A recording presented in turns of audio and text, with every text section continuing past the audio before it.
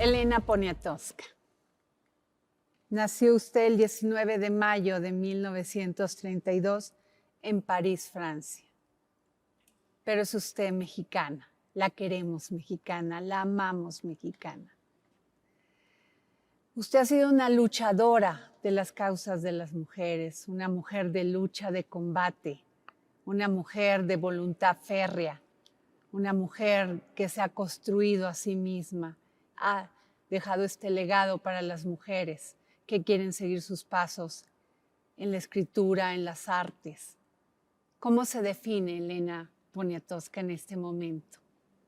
Bueno, lo primero que quiero decirle es que mi apellido materno es Amor. Mi madre se llamó Paula Amor Iturbe. Me emociona estar en un edificio como este porque mi Felipe Iturbe Amor fue dueño de la Casa de los Azulejos y mi madre salió a un baile bajo las escaleras de la Casa de los Azulejos. Entonces, pues es un ambiente que reconozco como parte de mi, pues del aspecto, o si quiere, la mitad mía, la mitad materna, que es la de mi madre, Paula Amor, y mi abuela Elena Iturbe de Amor. Paula Amor de Poniatowski, que se casó con Poniatowski en París. Elena, desde muy joven siente esa emoción por escribir historias, por entender a este México, ese México que le tocó vivir, un México que venía de una revolución mexicana, que venía después todo el tema de la cultura de los grandes pintores, de los grandes artistas, esa ebullición de ese México. Luego le toca el 68 vivir toda esta confrontación de ideas, de debates ideológicos, y empieza usted a escribir a los 20 años. ¿Cómo es que le encuentra la escritura? Bueno, desde muy joven yo fui una niña que tuvo una educación en un convento de monjas en Estados Unidos, pero no recuerdo haber llevado un diario, salvo esporádicamente. Lo que quise, creo, antes que nada fue pertenecer. Pertenecer porque tengo un apellido polaco, Poniatowski, por un lado, otro apellido, los Poniatowski son franceses, después del último rey de Polonia, Stanislao Poniatowski. Entonces, y mi madre era mexicana, pero también con una formación sumamente francesa, o sumamente europea. Entonces yo creo que mi deseo, mi ansiedad, desde que regresé de un convento de monjas en Estados Unidos, en Filadelfia, fue quizá no tan consciente como ahora el de pertenecer, el de no andar por trenes en Europa. Usted siempre ha dicho en las entrevistas que le han realizado Elena que ese colegio de monjas la hacía portarse muy bien, ser muy, a veces, pues, seguir las reglas. Ajá. ¿En qué momento usted decide romper las reglas? Creo que cada vez me porto mejor, creo que me porté muy bien a partir del momento en que usted considera que me portaba yo mal, fue cuando mejor me porté. Sí, o sea, pero a esa edad en este México pocas mujeres ejercían el periodismo, Elena. Bueno, había una mujer que admiré mucho, que además era una gran nadadora, que salvó un guarura del general Cárdenas en la playa y que era una editorialista, Elvira Vargas. Había Rosa Castro, en fin, había una serie de mujeres muy competentes antes de que yo me iniciara, sí, mucho. Había fácil 2 generaciones de periodistas reconocidas, queridas. ¿Le fue difícil en un escenario que era generalmente donde participaban más hombres? ¿Le fue difícil a usted? Bueno, me fue difícil finalmente porque no por la enemistad o por el rechazo, sino por mis propias limitaciones, ¿no? Porque yo no sabía, estaba educada en un convento de monjas gringo, entonces yo no sabía mucho de México y quería saber, ¿no? Y en mi familia pues no querían.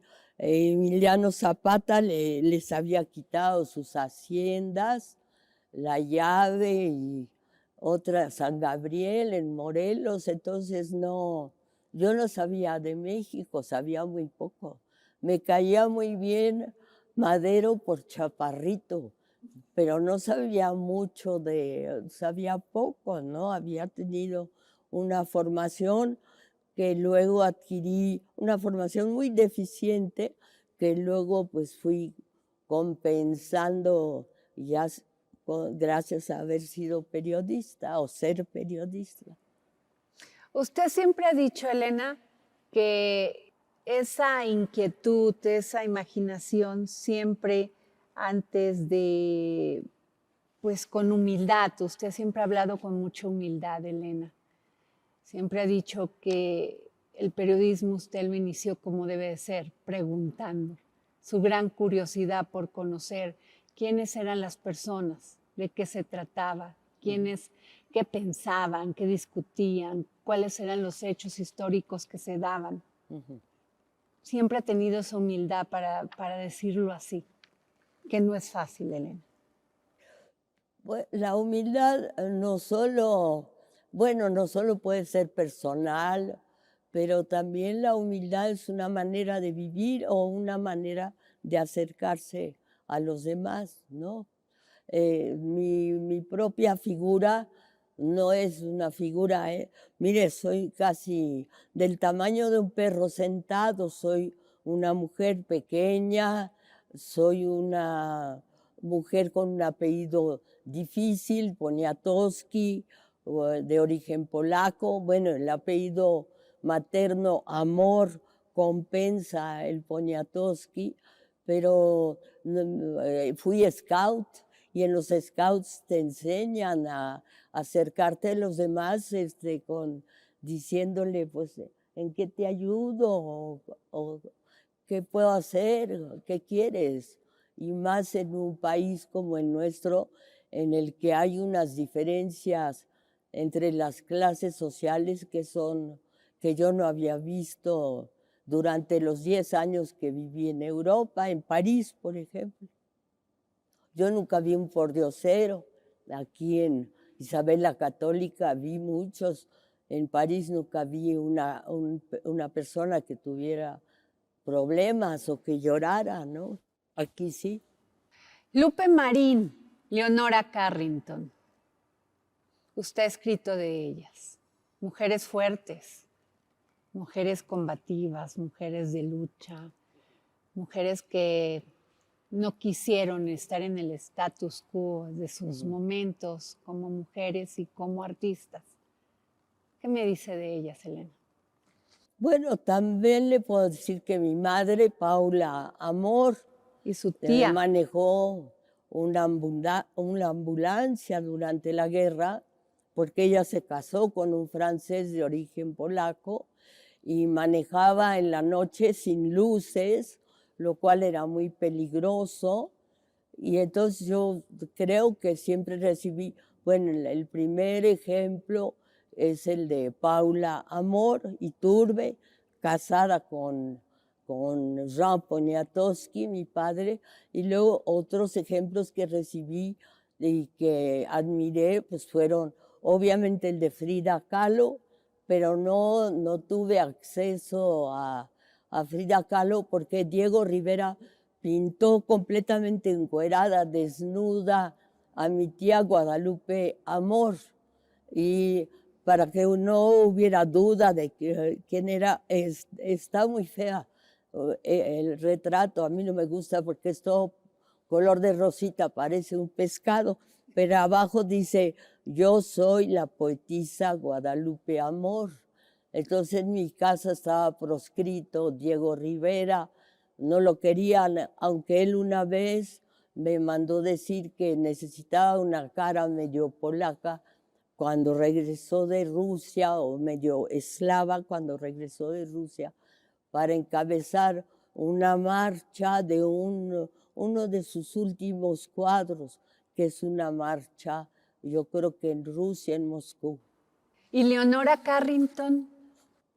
Bueno, Leonora Carrington era una mujer absolutamente fuera de serie, que la primera vez se exhibió en la galería de Inés Amor, la Galería de Arte Mexicano, y yo la oí y la amé, la admiré y la seguí, y la empecé a ir a ver a su casa en la calle, creo que de Durango ya. Uh-huh.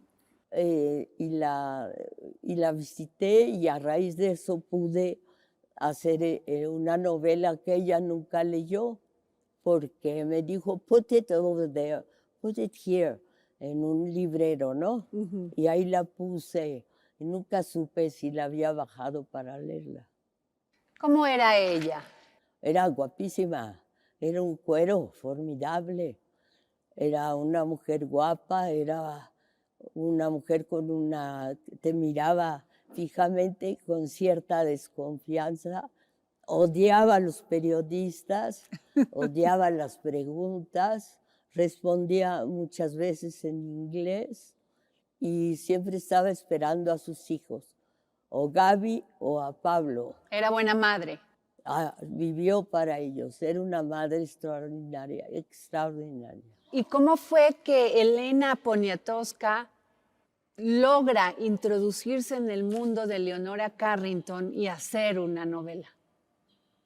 Yo creo que a ella lo que le dio medio, pues yo no sé, quizá mi insistencia, pero a ella le dio medio confianza de que mi mamá montara a caballo, de que ella montara a caballo, de que pudiéramos hablar de caballos y de que hablara yo inglés o francés, y que las entrevistas finalmente todas fueron en inglés. ¿Qué obra de Leonora Carrington la conmocionó, la emocionó, Elena? ¿Se acuerda de alguna? Toda su obra escrita me impactó mucho, toda su obra y también toda su obra pictórica, todo lo que ella, pero yo ya la entrevisté cuando ella ya pintaba poco. Solo una vez subimos a su estudio, que era un estudio pues muy rascuache. Yo hubiera pensado en un estudio maravilloso, como el de Diego Rivera en Altavista, ¿se acuerda? Hay dos casas Sí, claro. igualitas y un puente. Y desde ese puente, Frida Kahlo vio a Diego Rivera acostarse con Cristina Kahlo, su hermana. Pero, pues, Leonora tenía una casuchita así, medio fregadita, y donde te recibía era en la cocina. Uh-huh. Y luego, bueno, cuando alguna vez yo ya subí a su recámara, a oírla, a escucharla, pero en general toda la conversación era con una tetera, tazas de té y la cocina. Habla usted de la insistencia, Elena, la insistencia para obtener esas entrevistas, Ajá. la insistencia de ser periodista. Uh-huh. ¿En qué momento uno no debe cruzar, un periodista, esa línea de la insistencia y el acoso? No, yo creo que nunca debe uno de cruzar la línea de lo personal, de que si alguien no quiere contar o hablar de su vida personal, hay que retirarse, porque bueno, yo así fui educada, fui una niña, bueno, bien educada, yo creo, además educada durante 4 años en Estados Unidos en un convento de monjas. Y además todo el día rezaba por todos los pecados que aún no cometía. Elena, de Monsiváis habla mucho de sus reuniones en la cárcel de Lecumberri, donde iban a ver a José Revueltas. ¿Me platica de eso? Bueno, ¿Cuál era su Monsiváis nunca fue a Lecumberri, que yo recuerde. Un preso, un joven homosexual que yo quise mucho, me escribió una carta preciosa años antes de que cayeran presos los ferrocarrileros, y me pidió que lo fuera a visitar. Y de inmediato fui y ahí me encontré, oí un grito de Álvaro Mutis, que era un preso colombiano, y luego empecé a ir los domingos, pero a ver a este preso, que era el primero que me había escrito. Eso fue 10 años antes del 68, 69, y luego ya finalmente volví a ir. Para un escritor no hay nada mejor que oír las voces de otros, voces ajenas, relatos de vida que uno ni siquiera sospecha. Entonces, para mí Lecumberri, el Palacio Negro de Lecumberri, fue una fuente de riqueza, bueno, que agradezco enormemente, porque todo el mundo te quiere contar su prodigiosa vida de mentiras o su prodigiosa vida de verdades. Y eso te enriquece, porque además son verdades o mentiras a los que tú jamás tendrías acceso. Yo era una niña bien, ¿no? Una niña todo el día persinada, no era... Entonces, asomarse esas vidas era de veras abrir las puertas de un tesoro. Sus padres, Elena, sus padres, su mamá y su papá, cuando usted les platicaba estas historias, que iba a ir a Lecumberri a ver a Álvaro Mutis, ¿qué le decían? Pues mis padres estuvieron los dos en la guerra. Ajá. Mi padre mi hermana y yo no vimos a mi padre durante casi 5 años en México, porque nos venimos a México en 1943. Mi madre recordó que se llamaba Paula Amor, y nos venimos. Aquí está mi abuela materna, y entonces pues mis padres les parecía que era un aprendizaje, y nunca me dijeron, bueno, nunca me acompañaron, no tenían tiempo. Ambos, mi mamá, ambos trabajaban, estaban en su vida, pero jamás se les hubiera ocurrido decirme, no vayas a Lecumberri o no vayas a algún... pues aún nada, no era así, mis padres son muy inteligentes, ahí donde están son muy inteligentes. Elena, usted comentó en el Novedades, en el periódico Novedades, nos decían MMC, mientras me caso. Ah, sí. Como si lo mejor que te pudiera suceder fuera casarte. Había mucho desprecio por las mujeres, te refundían en las secciones sociales, tenías que hacer crónicas de bodas, de baby showers. También había pocas mujeres periodistas, y los hombres solo te interrumpían. Querían llevarte al cine, si te veían potable era el asedio, la burla, el usted está aquí porque algo busca. Fue difícil, Elena, todo lo que usted vivió en ese momento. Bueno, pero también viví al mismo tiempo mucha risa, mucho cariño, muchísima camaradería, muchísima amistad con otras mujeres, Yo recuerdo una periodista que no me quería porque éramos competencia, pero después ya, cuando me cambié de periódico, ya me quiso, que era la esposa de Alberto Gironella, el gran pintor. Ella le decían Bambi porque tenía unos ojos enormes. En esa época pasó la película de Walt Disney, Bambi, ¿no? Bambi. Y entonces después ya era un trabajo que se hacía conjunto, en el que había mucha risa, mucha comunicación. Yo entre las secciones, lo único malo es que siempre a la mujer creían que se iba a casar, que se iba a ir y que no iba a seguir trabajando, pero no fue así. Yo tengo ahorita 91 años y sigo haciendo artículos y sigo escribiendo y publicando. Usted también dijo, Elena, la culpa es la mejor arma de tortura contra las mujeres. Sí, porque, bueno, la educación que recibes es culpígena, porque te tienes que confesar, porque vas a confesarte.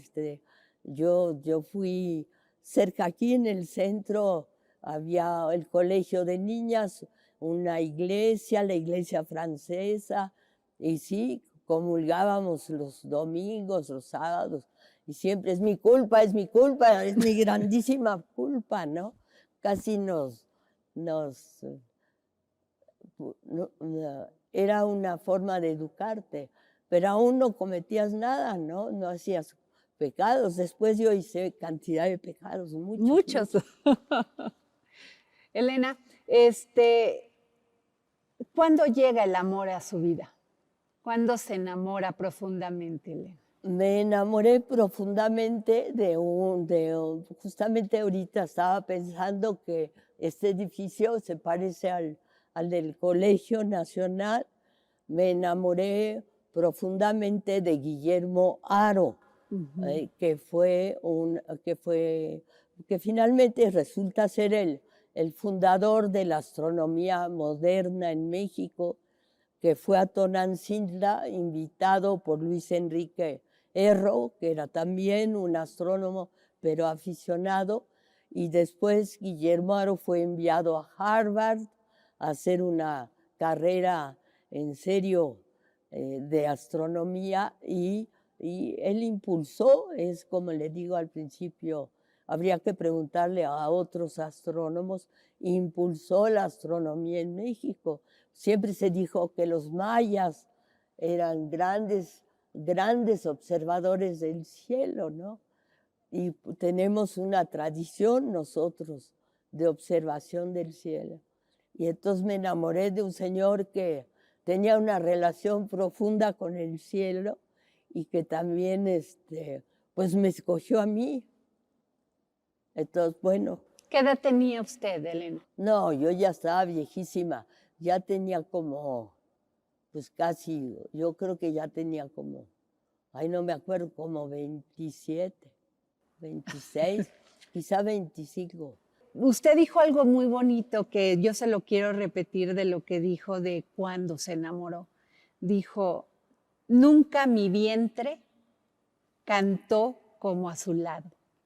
En realidad, amé a los siguientes por lo que ellos podrían hallar de él.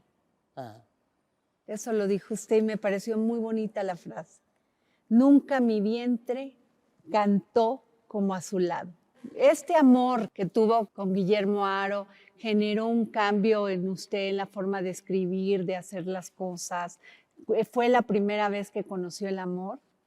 Bueno, yo creo que uno conoce el amor hay muchos tipos de amor, pero el amor amoroso de las parejas pares, como diría López Velarde, pues yo creo que solo sucede una vez en la vida, ¿no? O sucede pocas veces, pero bueno, la tía Pita, amor, decía, a mí no me pregunte de amor, el amor lo llevo en mi apellido, así como hablaba. Así que yo creo que se puede vivir con amor y yo sí le puedo poner sí puedo poner mi mano al fuego de que creo que he vivido con amor porque es algo que es inherente, porque trabajar lo que están haciendo ellos aquí, pues este edificio, todo el techo tapado, bueno, eso no me gusta, pero todo pues finalmente yo creo que es una demostración de que usted ama la ciudad porque escogió, ama el centro porque escogió este edificio y además porque aquí están también ellos luchando, porque si es una lucha diaria, luchando porque salga bien el programa. Y yo tengo que también responder e intentar no decir demasiadas estupideces. No, es que hay una parte, Elena, que después de tantos años, de tanto esfuerzo, de tanto darnos usted, de darnos con su escritura, de darnos con su humildad, porque se la vuelvo a repetir, para nosotros es un honor tenerla aquí, la verdad. Y cuando nadie escribía de esa manera tan profunda de los movimientos sociales en este país, usted escribe La noche de Tlatelolco. Usted ha dicho que no estuvo en ese evento, pero sin embargo usted pues entrevista a varias personas que estuvieron ahí. Bueno, fui a las 5 de la mañana del 3 de octubre, porque el 8 en la perdón, el 2 de octubre en la noche me habló María Alicia Martínez Medrano y me dijo tienes que venir porque están todos los vidrios rotos, están los tanques en la plaza, están los soldados con casco, es un estado de sitio, es una guerra. Entonces fui al día siguiente, yo acababa de tener a Felipe, mi hijo, fui al día siguiente temprano, en esa época se amamantaba a los bebés, entonces entre una sesión y otra fui y fue terrible el espectáculo, sí fue después de la batalla, y ver, había sangre en la pared, rastros de sangre en las escaleras, estaban perforadas las puertas del edificio, estaban perforadas por balas, por tiros de bala, estaban cantidad de cosas, todas las partes había tienditas en Tlatelolco, es como un pueblo en sí, y también están todas cerradas, rotas, entonces fue un espectáculo muy terrible y yo empecé a ir a raíz de eso, a decir, no, esto se tiene que escribir, pero el periódico lo rechazó, me dijo que no se iba a publicar, no iba a salir nada, entonces se fue amontonando así un montón de hojas en una mesa y una vez que vino a comer Neus Espresate, directora de la editorial Era, me dijo, ¿y qué tienes ahí? Y le dije, todo lo rechazado de Tlatelolco. Y entonces me dijo, yo te lo publico. Todavía vivía su padre, que se llama Tomás Espresate. Empezaron a decir que había amenazas en la imprenta, el editorial, que había habido una amenaza. Y don Tomás dijo, yo estuve en la guerra de España, me cayeron, sé lo que son las bombas, me cayeron las bombas y este libro se publica. Había censura, obviamente, el presidente Díaz Ordaz no quería que se dijera nada, porque en ese momento estaba todo el tema de los Juegos Olímpicos. Sí. Entonces ellos creían que era una mala publicidad para todo este evento. Claro. Y los estudiantes también fueron a buscar a corresponsales extranjeros a su hotel y, por ejemplo, fue la periodista Oriana Fallaci, que la italiana que escribió en contra de México, bueno, en contra de las Olimpiadas, a favor de los estudiantes. Bueno, no tanto, porque finalmente se fue a Acapulco, pero sí estuvo en el Hospital Francés, porque había un estudiante le ayudó, le dijo que se tirara de panza en Tlatelolco, que se tirara al suelo, y él, para protegerla, se tiró casi encima de ella. Y le decía, valor, Oriana, valor, coraje, no te va a pasar nada. Ella estuvo un día o dos en el hospital francés, allí en Niños Héroes, ya desapareció. Es que todo eso ya se esfumó y luego se fue a Acapulco. ¿No sintió usted temor, Elena? Temor porque obviamente el gobierno no quería que se dijera nada. Usted había escrito de eso y los medios, pues en ese entonces, en radio y televisión, les iban a quitar las concesiones por haber transmitido parte de esa información que generaban las agencias noticiosas. No, pero el temor era para la gente de Tlatelolco, los que vivían en los edificios, los cuartos, muchos cuartos, la gente que tiene un cuarto de servicio la alquilaba, ahí hubo muchísima gente, y los estudiantes, obviamente, y todos los que empezaron a ir a la cárcel.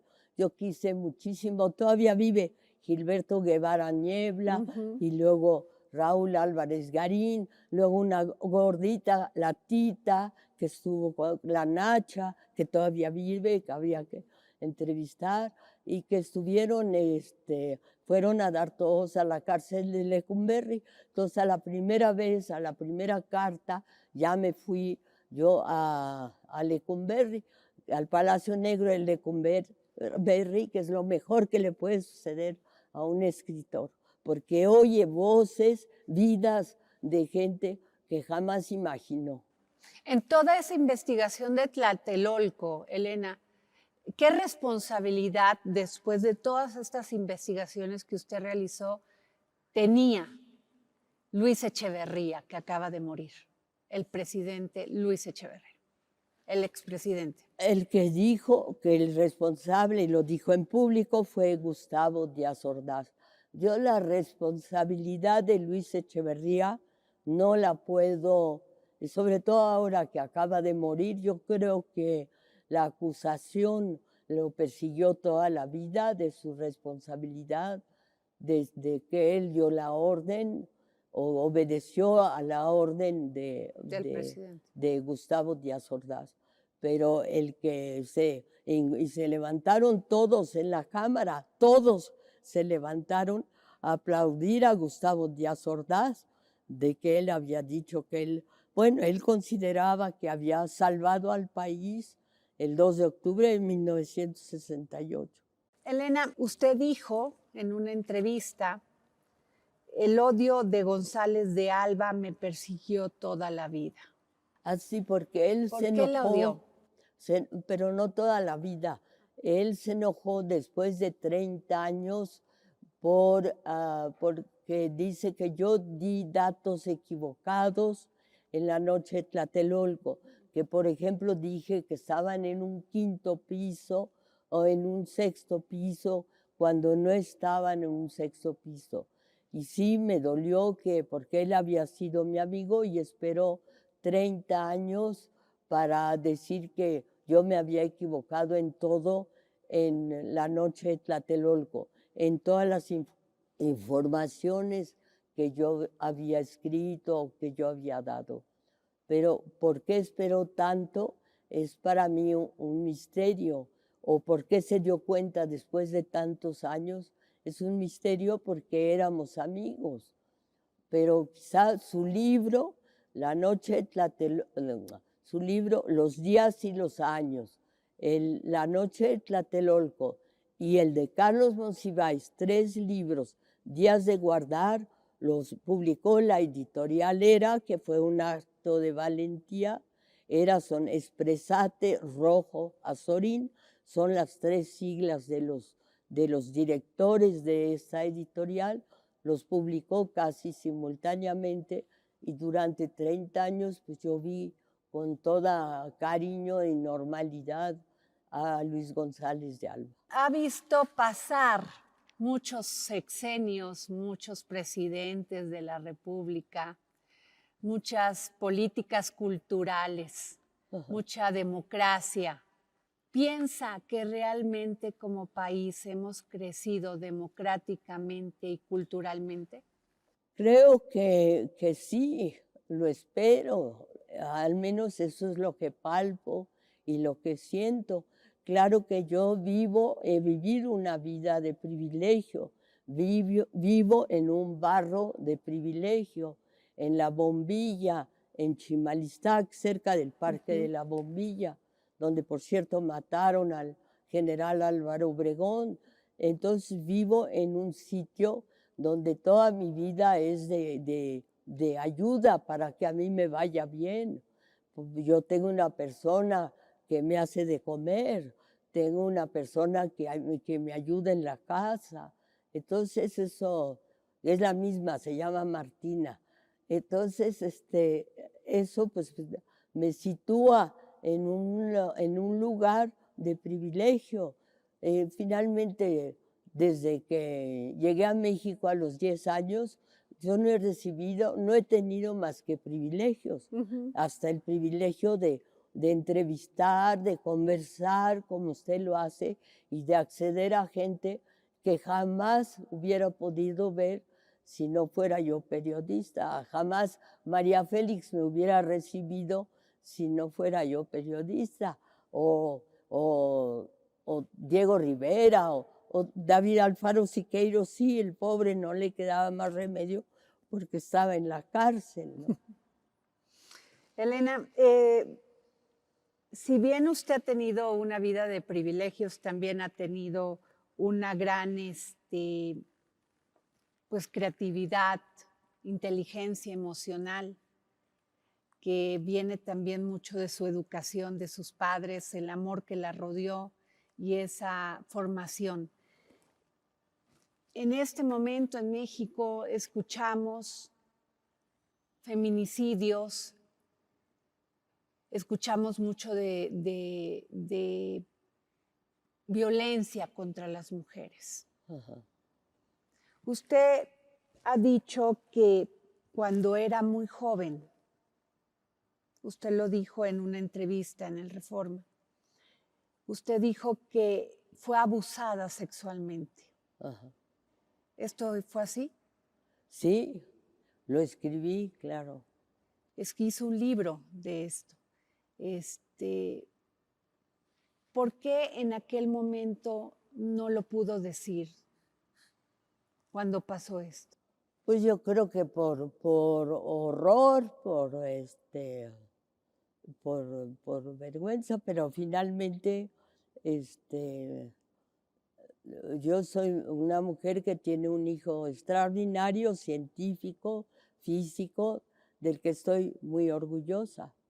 Entonces, de lo que yo puedo hablar y de lo que yo quisiera hablar es solo de mi hijo. Claro. Y lo traje con mucho respeto a colación por todo esto que sufren todavía las mujeres, que muchas no denuncian, muchas Ajá. no lo hacen. Gracias ahora a las redes sociales es como nos damos cuenta muchos de estos abusos que existen todavía y que pues muchas mujeres siguen sufriendo.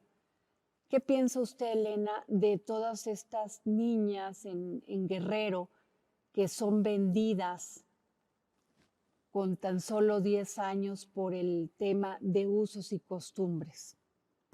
Bueno, es un tema muy doloroso, pero tengo, por ejemplo, una gran amiga feminista que es Marta Lamas, Ujú. que puede tratarle ese tema con mucho más conocimiento, con Claro. mucho más fuerza de lo que yo puedo hacer, porque los feminicidios o la actitud hacia las mujeres o el feminismo son temas que a mí me interesan muchísimo por mi condición, Claro. por mi condición femenina, por mi edad, todo esto.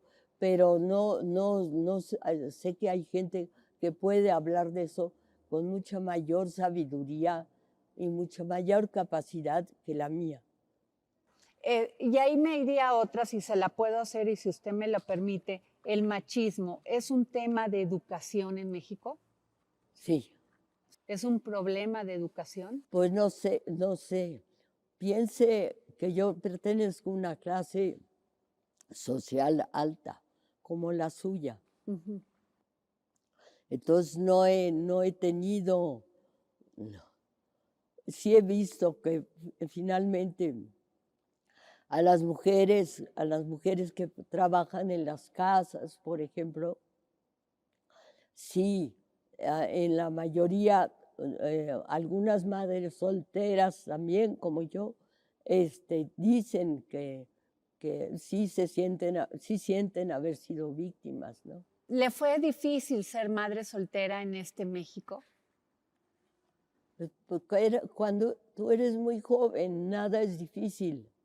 No, fue difícil, claro está, socialmente, Ujú. pero pues yo tuve un hijo feliz y era una madre feliz, así que lo viví con toda felicidad. ¿Usted se El solo hecho de un niño, que entrara aquí un niño, pues es una aparición. Elena, usted ha recibido muchos premios, muchos premios. Ha sido una mujer muy, pues, muy premiada. ¿Se siente usted una mujer exitosa que ha cumplido todos sus deseos? Es una pregunta que, que, que no sabría muy bien contestar, Ok. porque sigo trabajando al igual que usted. Hago entrevistas, no las hago con luces ni candilejas, ya soy una mujer arrugada, de pelo blanco, que si pasara maquillaje creo que me tendrían que lavar la cara, no sé cómo, cambiar la cara. Entonces no sé, es difícil para mí darle una respuesta, ¿no? Pero se siente totalmente realizada, o sea, como Ah, mujer, que estoy realizada. sí, se siente Ah, es que la palabra, totalmente satisfecha de lo que ha logrado. ¿Le faltó a alguien entrevistar, alguien en este tiempo, alguien que le hubiese no, gustado yo entrevistar? siempre pienso y no lo digo, yo creo que he escrito además novelas, he escrito libros de testimonio y siempre pienso que antes de morir, que ya va a ser mucho más pronto que tarde, puesto que ya tengo el año que entra, entro a los 92 años, yo creo que siempre pienso que me falta escribir un buen libro, si no, no seguiría.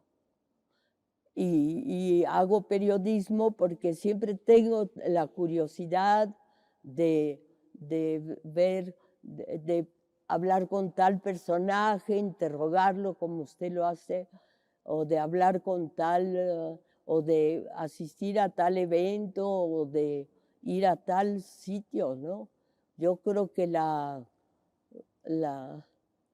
pues el participar en la vida es una forma también de estar viva, ¿no?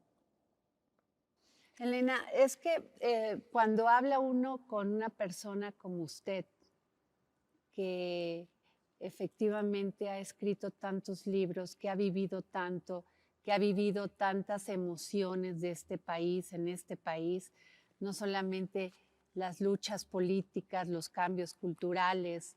eh, la verdad, uno quisiera saber cómo ve la vida ah, el día de hoy, el día de hoy, y no le pongamos edad, pongámosle la experiencia que usted ha tenido a través de todos estos años, ¿cuál sería su momento donde fue más feliz? Cuando nació mi hijo mayor, Emanuel Aro Poniatowski, fue un momento para mí de sol, de luz, pero también cuando nació Felipe, también cuando nació Paula y también cuando el hombre que yo quería, que yo deseaba, me dijo que él le pasaba lo mismo. Esos son momentos importantísimos, ¿no? Y también a veces de aceptación, de aplauso, también son momentos que te llenan y te dicen, y tú sientes, sí, qué bueno, valió la pena vivir, pero no porque no solo para mí, también momentos que participo entre otras gentes, la felicidad o el premio a otro, pues también es mi felicidad y mi premio. Elena, y ya para terminar, la comunicación ha cambiado, las redes sociales, el internet, todo esto. ¿Cómo ve usted la manera en que se comunica uno en estos tiempos, los jóvenes? Ya no te hablan por teléfono, ya te mandan un mensaje de un texto por el teléfono. Ya no hay esa comunicación como la había antes. ¿Qué piensa usted? Bueno, fíjese que tuve un celular y lo perdí hace unos días, pero nunca lo usé, así que ni siquiera lo extraño. Para mí lo que usted me pregunta es difícil darle una respuesta, porque sigo Monsiváis, antes de morir, Carlos Monsiváis, no antes de morir, pero siempre me dijo, jamás voy a usar un celular. Y él sí era un consejero áulico de muchas personas. Por teléfono te decía, no vais a hacer esto, no vais a meter la pata, o te comentaba qué tal o cuál presidente había metido la pata, o qué tal funcionario era un idiota. En fin, todo lo que él quería, él era muy sarcástico, muy inteligente. Te lo decía por teléfono, pero él nunca entró, nunca. No porque muriera antes, sino porque rechazó totalmente las formas de comunicación de la actualidad. Elena, no sabe cómo le agradezco. Para mí es un honor haber tenido la oportunidad de entrevistar a una persona independientemente de lo exitosa, de lo que ha dado usted. Me dio mucho gusto entrevistar al ser humano y quedar muy clara de su humildad, de que entre más grande se es, más humilde se es. Muchas gracias por esta entrevista. No, yo se lo agradezco mucho. Muchas gracias. El próximo jueves, en El Dedo en la Llaga. Las condiciones en este momento están en juego. Apenas se está formando una alianza. Hay mujeres participando como nunca antes habían participado las mujeres y además en lucha por una candidatura para ser gobernadoras. Usted ha hablado anteriormente de su apoyo, de su respeto y admiración a las mujeres. Si la candidata de esta alianza o el candidato, pero quiero referirme a las mujeres, fuera una mujer, ¿el Estado de México está preparado para apoyar a una mujer? Absolutamente preparado. Es decir, estoy convencido además. Estoy convencido porque he observado la trayectoria de compañeras de priistas y no priistas, porque hoy veo que varios partidos están impulsando a mujeres y estoy convencido, no solo estoy convencido, yo apoyaría la decisión que tome mi partido en caso de que recaiga en una mujer. Inmediatamente estaría dispuesto a realizar la tarea que me corresponde. Es una incongruencia pensarlo de otra manera, absolutamente. Es más, hoy veo que algunos partidos ya adelantaron su decisión. Si el partido tomara la decisión que fuera una compañera, soy el primer convencido de que tenemos mujeres muy valiosas en nuestro partido y en el Estado de México que lo harán, competirán con una gran dignidad y estoy seguro que harán un papel extraordinario si así decide el partido y así decide la gente, de que una mujer sea la próxima gobernadora de nuestro querido Estado de México.